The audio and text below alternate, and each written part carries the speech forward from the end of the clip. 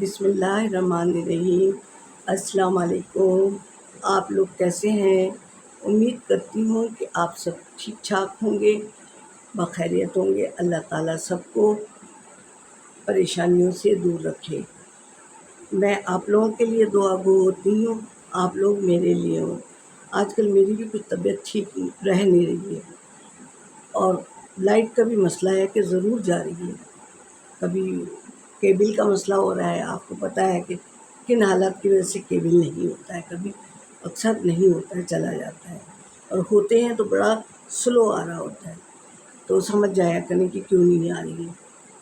تو اور آپ لوگ کیسے کیا کیا پکا رہے ہیں؟ میں نے جو چیزیں بتائی ہیں آپ لوگ پکا رہے ہیں یا نہیں؟ میں نے ابھی کسی کی فرمائش پہ پائے پکائے تھے، اور بہت لذیذ پائے پکائے تھے۔ تھوڑے سے میں نے مختلف کیے تھے۔ وہ میری دوست نے ایک طریقہ بتایا تھا، ایسی بات ہو رہی تھی کہ آپ پائے کیسے پکاتی ہیں، تو میں نے اپنا طریقہ بتایا، تو انہوں نے کہا اب جب آپ بنائیے گا پائے۔ میں نے کہا مجھے پائے کا، میں نے کہا میری بھانجی فرمائش کر رہی ہے، تو کہنے کی اس طریقے سے کی، تو وہ میں آپ کو ابھی طریقہ بتا رہی ہوں۔ اور آپ سب کا شکریہ، میرے ویورز نہیں آ رہے ہیں، میرے سبسکرائبر نہیں آ رہے ہیں، آپ لوگ کہتے ہی نہیں ہیں۔ اور آج کل ایک تو کافی لوگوں کے گھروں میں بیماری بھی چل رہی ہے، کسی کو چکن گنیا ہوا ہے، کسی کو کچھ۔ تو مچھروں سے ذرا بچیں آپ لوگ، کہ کوشش یہ کریں کہ مچھروں سے بچیں، کیونکہ کہتے ہیں مچھر سے ہی چکن گنیا ہوتا ہے، اور وہی مچھر جب دوسرے کو کاٹتا ہے نا تو وہ اس میں منتقل ہو جاتا ہے۔ اور چکن گنیا میں بخار بہت تیز ہوتا ہے، اور ہاتھ پیروں میں درد ہوتا ہے، خاص طور سے چلا تک بھی نہیں جاتا۔ تو بہرحال اپنے آپ کو محفوظ رکھیں، اور اس پہ کوئی ہومیوپیتھک بھی دوا بتائیے کہ 3 قطرے صبح شام پیئیں تو انشاءاللہ 3 دن میں درد ختم ہو جائے گا۔ بہرحال آپ لوگ بھی سرچ کر لیجیے گا۔ تو آج میں آپ کو پایا، اور میں بڑے والے پائے بتاؤں گی، اس کو تو میں تو ہمیشہ یہ کر، میری طریقہ بھی دیکھ لیں، لیکن میں نے اس میں ایک چیز اور ایڈ کی تھی۔ میں جو ہوں نا، پائے کو پہلے دھویا، اور میں نے 4 پائے پکائے تھے، کیونکہ وہ بچہ بھی آفس لے کے جاتا ہے، کہ وہ کہتا ہے کہ امی آپ کے ہاتھ کے پائے بڑے، ہمارے یہاں ان کے جو آنر ہے ڈاکٹر، ان کو بھی پسند ہے اور لوگوں کو بھی۔ تو ان کے بچے تو خیر نہیں کھاتے، سالہ نہیں کھاتے، نہ ان کی مسز کھاتی ہے، میری بہو یعنی۔ تو جب چڑھاتے ہیں ہم تو دھویا، دھو کے اس کے بعد گرم مسالہ ڈالا، پیاز ڈالی، لہسن ادرک پیس کے ڈالا، گرم مسالہ ڈالا، تیز پتہ ڈالا، اور میں نے اس کا سوپ بھی پیا تھا، میری زبان جل گئی، یاد ہی نہیں رہا کہ گرم ہے، تھوڑا سا نکال لیا تھا۔ اچھا، اب یہ سب تو ہم لوگ ڈالتے ہی ڈالتے ہیں، لیکن مجھے میری دوست نے بتایا تھا نا، میری اسکول فیلو، ہم نے میٹرک کے ساتھ کیا تھا، تو اس نے کہا کہ اب آپ جب بنائیں تو اس میں نا، جیسے آپ پلاؤ میں جو ہے نا، ایک پوٹلی ڈال دیجیے گا سونف اور دھنیا کی۔ میں نے کہا یہ کس لیے؟ تو کہنے لگی دیکھیں پائے ہوتے ہیں گرم، تو سونف ہوتی ہے ٹھنڈی، اور دھنیا بھی ہوتا ہے ٹھنڈا۔ پھر میں نے وہ چڑھایا تو اتنی پیاری خوشبو آ رہی تھی، میں نے اپنے ہسبینڈ سے پوچھا، میں نے کیسی خوشبو آئی؟ کہنے ارے بڑی زبردست خوشبو آ رہی ہے، پائے والی نہیں آ رہی لیکن یہ۔ پھر اس کو چلیں گے، تو جب گل گئے پائے تو ان کو الگ کر لیا، ان کا جوس جو ہے وہ الگ برتن میں کر لیا۔ پھر اسی برتن میں میں نے وہ مسالہ بنایا، مسالہ ایک پیکٹ میں نے پایا مسالہ بھی منگا لیا تھا، ایک پیکٹ، لیکن وہ ایک پیکٹ کافی نہیں ہوتا ہے۔ اب کیا کیا، 2-3 گٹی تو میں نے پیاز کاٹ کے ڈال دی تھی، تو گھل گئی، اور کم سے کم 4 گٹی یعنی 1 پاؤ میں نے پیاز پیسی مکسی کے جار میں، اور وہ مسالہ ملایا، پیکٹ کا ایک بڑا پیکٹ جو نا پائے کا ہوتا ہے وہ، اور تقریباً 6 چمچ بھر بھر کے نا سرخ مرچ. میں اپنا بتا رہی ہوں، آپ لوگ جیسا ہو وہ ڈالیے، کیونکہ میرے 4 پائے تھے اور 2-4 ہڈی گڈی بھی تھی، تو میں نے وہ ڈالا 6 چمچ بھر بھر کے. پھر دھنیا بھی ڈالی کسی بھی، اور وہ پوٹلا تو نکال دیا تھا.